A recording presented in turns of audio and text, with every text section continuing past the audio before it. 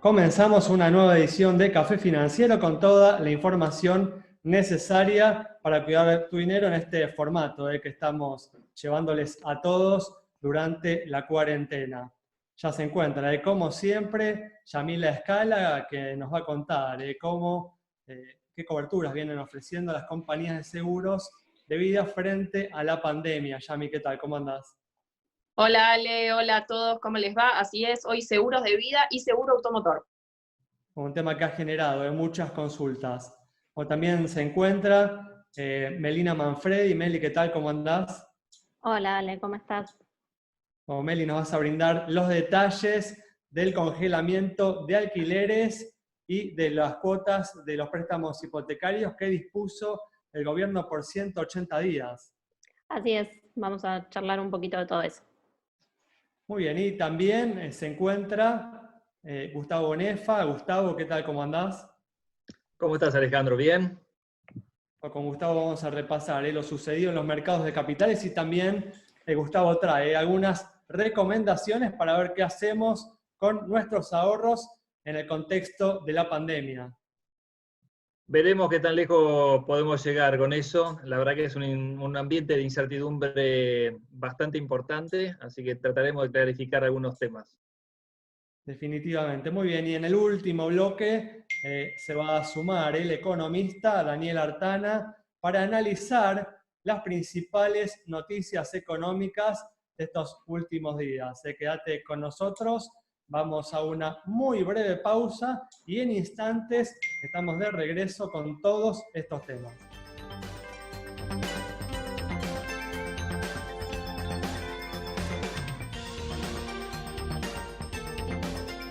Arrancamos entonces el programa de hoy con información sobre la actualidad económica y el gobierno continuó en los últimos días tomando medidas para enfrentar el impacto de la cuarentena sobre la actividad económica.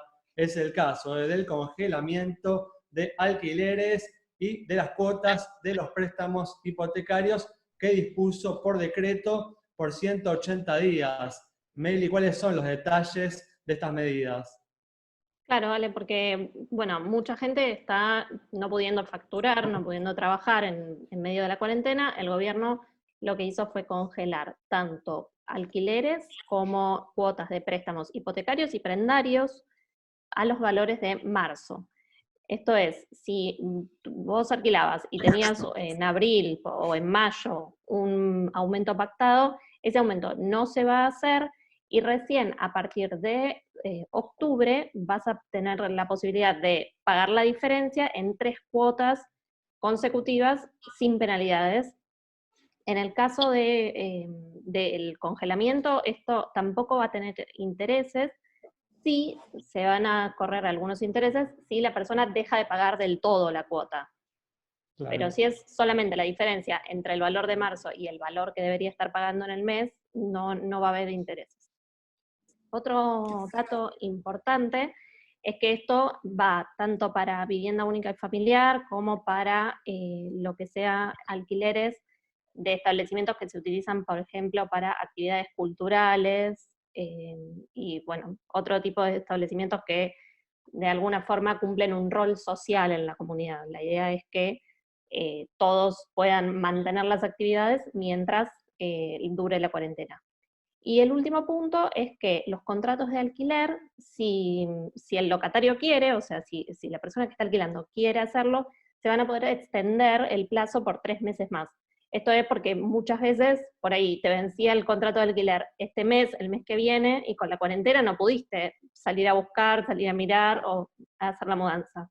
Entonces vas a tener 3 meses más, si vos querés, para quedarte en la vivienda. El congelamiento tiene una pequeña trampita, que es que si el propietario puede demostrar que no tiene otro ingreso y que vive realmente de eso, entonces puede exigir descongelar la cuota. Así que hay que estar atento. Muy bien, perfecto. Bueno, medidas entonces que viene tomando el gobierno para hacer frente a los efectos de la pandemia sobre la actividad económica. Y vivimos, ¿no?, justamente días de incertidumbre, no solo en nuestro país, sino a nivel internacional y se conocieron, ¿no?, en los últimos días nuevas estimaciones respecto a lo que puede suceder con la actividad económica en los principales países del mundo, ¿no, Gustavo? Sí, claramente.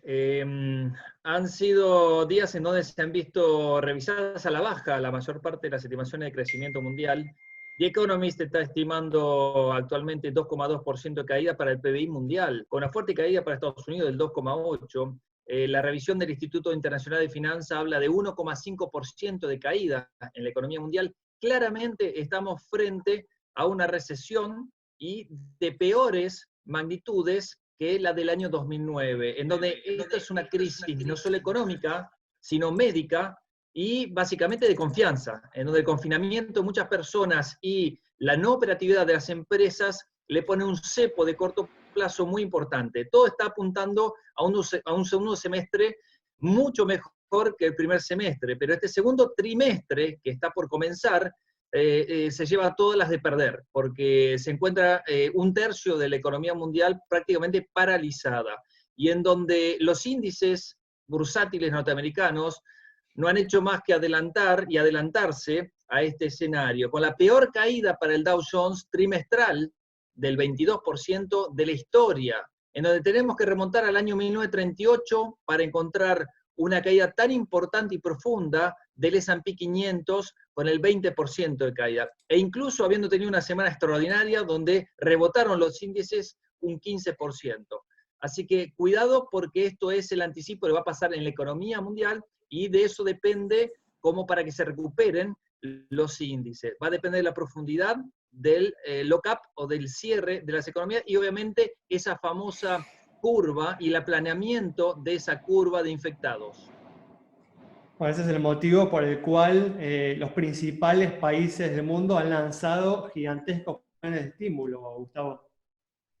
Gigantescos planes de estímulo, lo has dicho, tanto en el plano monetario como fiscal. Fiscalmente, por ejemplo, Estados Unidos puso sobre la mesa un plan equivalente a 10 puntos porcentuales del PBI, mucho mayor incluso ha sido en Gran Bretaña, casi el 15%, donde también del lado monetario hemos visto a los bancos centrales muy activos, aumentando la cantidad de asistencia a la economía, poniendo en cero su tasa de interés en Estados Unidos, y en el resto de los países recuperándose de unos planes de recompra e inyectando más dinero en planes de recompra de bonos, tanto soberanos como corporativos, como para disminuir aún más las tasas de interés. Las tasas de interés se están boyando entre esa compra ficticia que hacen los bancos centrales y bajan su rendimiento. Fíjate que, por ejemplo, Alemania tiene toda su tasa de interés hasta 30 años negativa, y con el temor de los déficits fiscales y la inflación que se podría llegar a venir a mediano plazo, y por eso rebotaron los rendimientos en las últimas semanas.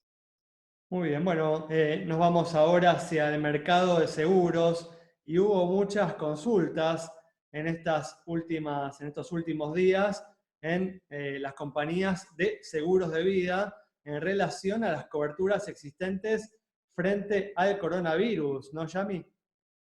Sí, las consultas tienen que ver con este seguro, con otros seguros, y en realidad no solo de aquellos que tienen una póliza, sino también del canal de productores que tiene que manejar la información desde ya correcta para poder informar a los asegurados. Entonces, una de las primeras preguntas que surge y que surgía también en los últimos días tiene que ver exactamente, en el caso, por ejemplo, del seguro de vida, con la cobertura asociada al COVID-19. Bueno, comunicado de Avira, la entidad que nuclea la mayoría de las aseguradoras de vida, y también en diálogo con distintas empresas que nos comentan que por tratarse de una pandemia está incluido en la mayoría de los casos en lo que refiere a fallecimiento, ¿sí? Y no es el mismo tratamiento según la empresa para lo que refiere a otro tipo de coberturas, por ejemplo, hospitalización, ¿sí? En algunos casos sí, en otros no. Es muy importante chequearlo esto con la póliza que uno tiene, con su productor asesor, ¿sí? Están todos los canales online desde ya más que habilitados para denuncia, para consulta, incluso para la posibilidad de contratar este tipo de seguro, y el resto, muy importante todo lo que refiere, y se está trabajando muchísimo en lo que es la comunicación para dejarnos tranquilos de que los seguros están activos, están funcionando, están respondiendo, y en particular también consultas sobre el dengue, ¿sí? Dengue también incluido en la mayoría de estas coberturas. Así que bueno, esa es la situación puntual de seguros de vida y la respuesta que están dando las empresas. Perfecto, bueno, un tema realmente importante, y con esto cerramos este primer bloque. Quédate con nosotros, en instantes estamos nuevamente con vos.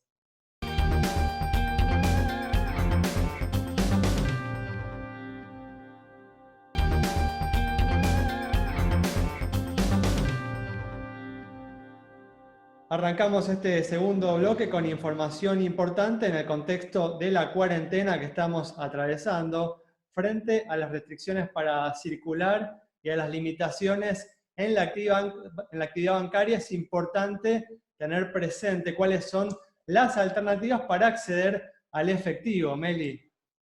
Claro, vale, porque la semana pasada se vieron algunas colas cuando se hizo el depósito de AUH y jubilaciones, por lo cual nos parecía interesante recordar las vías que hay para obtener efectivo. Obviamente están los 18.000 cajeros bancarios, que en la ciudad de Buenos Aires hay alta densidad, pero en el interior, en lugares más alejados, no están tan cerca.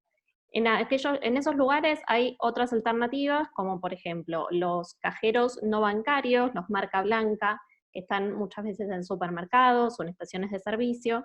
También está el extra cash, esta posibilidad de retirar dinero en efectivo en un comercio cuando uno hace una compra con débito. Hay 17.500 comercios adheridos a esta modalidad que ofrece tanto la red Banelco, digamos, como la red Link. Y también está la posibilidad de extraer sin tarjeta de débito. Esto se hace, se manda la orden desde la aplicación móvil o desde el home banking. Y vuelvo a insistir, tanto Link como Banelco tienen esta posibilidad. Entonces se genera un código de 6 u 8 dígitos, y la persona va a un cajero, pone ese código y extrae el dinero sin necesidad de tener tarjeta de débito encima. Muy bien, opciones que podés tener en cuenta frente a las limitaciones que hoy existen. Vos estás viendo, Gustavo, algunas oportunidades de qué hacer con nuestros ahorros en el contexto de la pandemia. Es difícil contestar esa pregunta. Aún no se conocen los términos de la reestructuración de la deuda, donde los precios de los bonos en dólares han caído a valores de default, hay que decirlo, entre 25 y 30 dólares. Han empezado a rebotar de puntos mínimos realmente preocupantes, y en donde quedan pocas esperanzas de que se vea una oferta competitiva. Básicamente, el gobierno se ha sumado a muchos otros gobiernos que han entrado en problemas graves en sus números, como para poder presentar sobre la mesa una reestructuración agresiva. Pero por eso hay que centrarse en las alternativas de inversión en pesos. Ahí tampoco podemos asegurar qué es lo que puede llegar a pasar más allá de un mes, hasta que se negocie con los acreedores la deuda. Pero sí hay alternativas interesantes, tanto para los bonos como para las LECAPs, o esas letras que han quedado reperfiladas y que empiezan a vencer. Todas las que han ido venciendo se pagaron, con lo cual queda la expectativa de que se sigan honrando. De hecho, el miércoles que viene hay una letra que vence y ya está el cupón ya asegurado, y el vencimiento de capital también. Más distante queda una letra al 28 de abril, que ahí, si uno invirtiese en eso, hay un 16,6% de retorno directo. Con lo cual hay digamos, una especulación respecto a que esa letra pueda llegar a ser honrada. Más adelante hay para mayo, hay para julio, agosto y octubre. Muy bien, Gustavo. Bueno, Yami, si alguien sale con el auto violando la cuarentena y tiene un accidente, la compañía responde a una pregunta que recibí en los últimos días. Atención, porque la restricción a la circulación no cambia las condiciones del seguro. Los distintos organismos salieron a aclararlo, esto anduvo circulando muchísimo en redes sociales, y la respuesta es contundente: el aislamiento no genera una exclusión. Muy bueno, cerramos así este bloque. Quédate con nosotros. Al regreso vamos a estar dialogando con el economista Daniel Artana.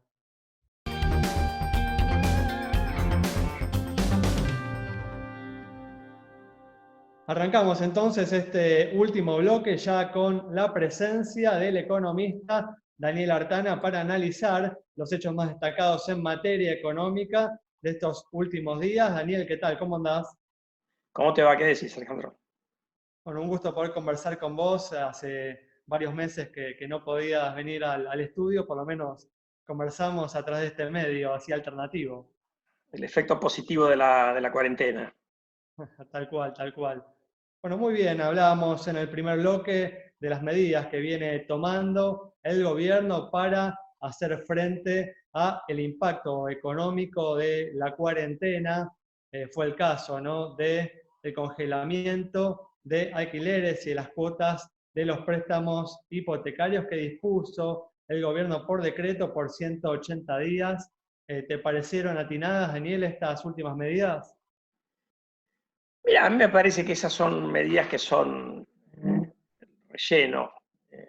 Me parece que lo más sustancial en estos casos, mirando un poco la experiencia de otros países, es el otro tipo de medidas, tratando de sostener los ingresos en un país que tiene un desafío especial, como le pasa a la región, de que la mitad de los empleados en la Argentina son informales o cuentapropistas.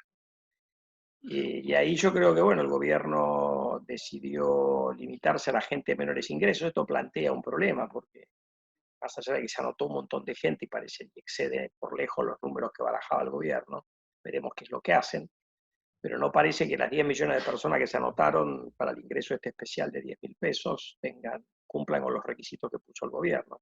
Requisitos que no son muy lógicos, porque una de las cosas que se discute en otros países cuando uno tiene una situación como esta, es que vos no podés tampoco suponer de que todo el mundo que está por arriba de cierto umbral de ingresos tiene, no sé, ahorros encarutados en algún lado como para poder hacer frente a una crisis de esta magnitud, donde tenés gente que tiene ingresos cero. O sea, un montón de profesiones que básicamente no tienen la capacidad de generar ningún tipo de ingreso. Entonces, por ahí es un monotributista de categoría C o un autónomo.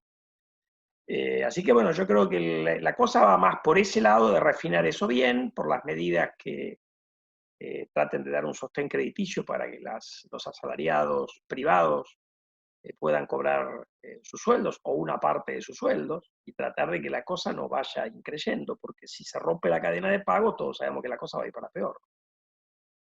¿Y qué crees, Daniel, que va a suceder con la inflación, ¿no?, en las próximas semanas? Porque por un lado tenemos medidas como el congelamiento de alquileres que deberían tender, o el congelamiento de precios que deberían tender a bajarla, pero al mismo tiempo uno prevé un desborde monetario, ¿no?, porque justamente todas estas medidas de apoyo se van a financiar con emisión monetaria, con una utilización de la máquina de imprimir billetes, ¿no? Sí, porque nosotros estamos en una situación de debilidad, porque en la época de las vacas gordas no ahorramos, entonces cuando no nos agarra con el mismo margen fiscal que tiene Alemania, por ejemplo, o Estados Unidos, que se pueden endeudar. De hecho, tenemos una situación de deuda que puede terminar resultando hasta defaulteada, digamos, pero claramente Argentina no puede emitir deuda para financiar déficit fiscal, el que va a terminar poniendo la plata es el Banco Central.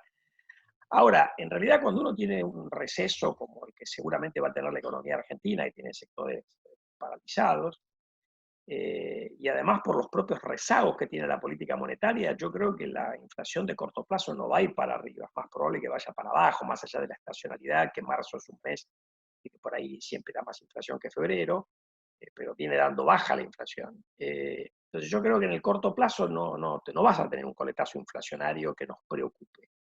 Pero ahí es muy importante cómo uno desarma esto el día que se vaya normalizando la cosa. Como la normalización yo me la imagino que no va a ser de un día para otro, sino que va a ser gradual. Vos tenés ahí un desafío que si en otros países tienen un error de cálculo y la inflación en vez de ser 2 como venían es 4, es un tema menor. Acá con la inflación que teníamos en 30 y 40 nos equivocamos, capaz que nos vamos arriba de 100. Entonces va a ser muy importante, no solo, yo creo que ahora uno elige en estos casos el mal menor es proveer la liquidez, el que va a financiar la parte fiscal y la provisión de liquidez va a ser el Banco Central. Va a tener que pensar muy bien el Banco Central cómo desarma esto cuando la economía, todos sabemos que en algún momento se va a normalizar, porque por definición estas pandemias son transitorias. No sabemos cuán grave va a ser ni cuánto tiempo va a durar, pero en algún momento la ciencia va a resolver el problema encontrando la vacuna o algún tratamiento eficaz. Bueno, cuando la economía empiece a recuperarse, ahí hay que estar muy bien preparado. Acá tenemos dos problemas. El problema hoy de acertar con las medidas y mañana en deshacer los efectos expansivos. Por eso es muy importante, y en eso el gobierno creo que ha ido bien encaminado, a diferencia de lo que se hizo en el 2009, donde en aquel momento había más espacio, se hizo política fiscal expansiva, subió el gasto público, si no recuerdo mal, un par de puntos del PBI, pero no se bajó nunca ese gasto. Acá no podés darte ese lujo, porque entonces el Banco Central tendría que emitir mucho más tiempo que el corto plazo de los próximos meses que estemos afectados por la pandemia. En eso el gobierno, al anunciar medidas que son de una sola vez, 3.000 pesos por acá de refuerzo, 10.000 pesos para el mes de marzo, o abril o lo que fuere, son medidas que naturalmente cuando el problema se vaya corrigiendo van a desaparecer.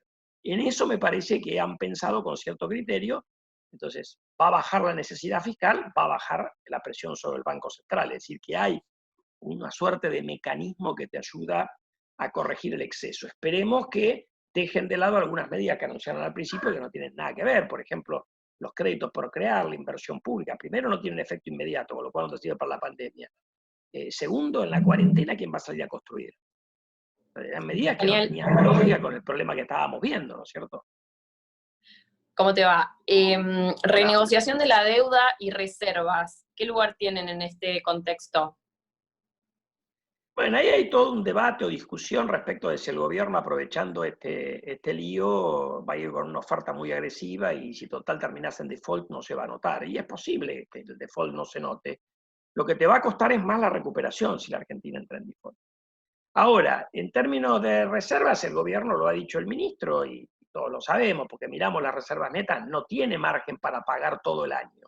Entonces, en algún momento tiene que ir a hacer una oferta. Yo creo, y lo he escrito la semana pasada en una nota que salió en El Cronista, que lo que el gobierno debería hacer no es ir a buscar la renegociación definitiva de la deuda. ¿Por qué? Porque hoy es muy difícil evaluar la oferta al gobierno, la gente está, inversores y gobierno, la verdad, naturalmente con el foco en otro lado. Lo que el gobierno para mí tendría que hacer es ir a decir, bueno, miren, te pido un tiempo fuera, digamos, 18 meses. Pateemos todo 18 meses, en el interín me comprometo a pagarte una parte de los intereses. Pateame todo para después, y después realmente terminemos en default, tu reclamo lo vas a hacer 18 meses después, no te afecta en nada. Y nos damos el tiempo de que la economía se normalice y que el mundo se normalice. O sea, no deberíamos 18 meses te daría suficiente tiempo para que todo esto ocurra. Y tenés que pagar un poco porque eso le daría el incentivo a darte las mayorías, porque cualquier cambio que hagas en los bonos lo tienen que votar. El riesgo de tratar de resolver la cosa ahora, sobre todo a partir de una propuesta que cuando vos mirás el informe, lo que presentó el ministro Guzmán y el informe del fondo, dicen, si tengo alguna capacidad de endeudamiento que la prevén después que se normaliza es para pagar a los multilaterales. Además voy a acumular reservas en el Banco Central, por lo tanto maximizar la quita sobre los bonistas. Toda plata que se genera va para otro lado.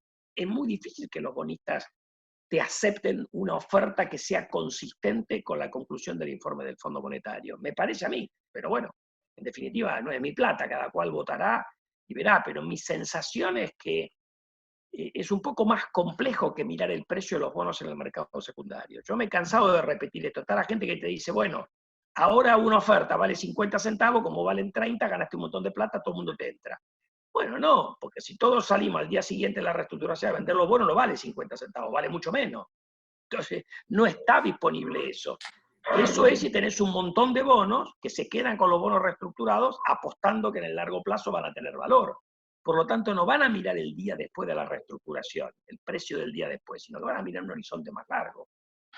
Y ahí me parece que si uno va con una propuesta muy agresiva, hay mucha gente que con tasa de interés cero le conviene litigarte en Nueva York, donde saben que además te van a ganar. Muy bien, Daniel, muchas gracias por haber estado con nosotros. Cerramos entonces con el análisis del economista Daniel Artana sobre las dificultades inéditas que viene atravesando la economía argentina y la economía global en su conjunto frente a la pandemia de coronavirus. Nos reencontramos en los próximos días, el viernes a las 19:30, aquí en Metro.